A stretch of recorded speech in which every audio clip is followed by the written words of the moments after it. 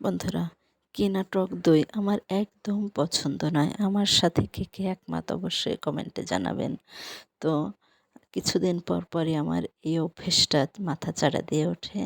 বিশেষ করে যেদিনই দুধ কিনবো ঠিক ওই দিন আমার কিছু না কিছু টক দই পাতাতেই হবে। তো আজ এই যে গরম গরম দুধ দিয়ে এই যে দই পাতালাম, আর হ্যাঁ, এটা হচ্ছে টক দই।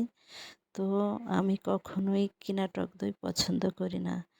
তো আমার মতো কার কার এই অভ্যাসটা আছে বন্ধুরা? এই যে টক দই নিয়েছি, ফ্রেশ দুধ, একটুও পানি নাই। কখনোই টক দই পাতানোর সময় পানি দিবেন না। আর এই যে আমার গাছের লেবুর রস দিয়ে দিলাম। আপনারা চাইলে এখানে একটু চিনিও অ্যাড করতে পারেন। তো টক দই আমার ভীষণ পছন্দ, ফ্রিজে থাকতেই হবে।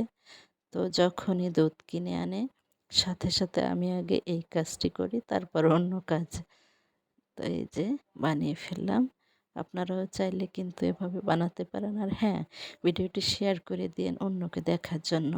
কারণ আমরা সবসময় চাইব নিজের যতটা উপকার হয় অন্যেরও যেন ঠিক উপকৃত হয়। তাই সকলেই সকলের পাশে থাকবো, সাহায্য করব, তাই না?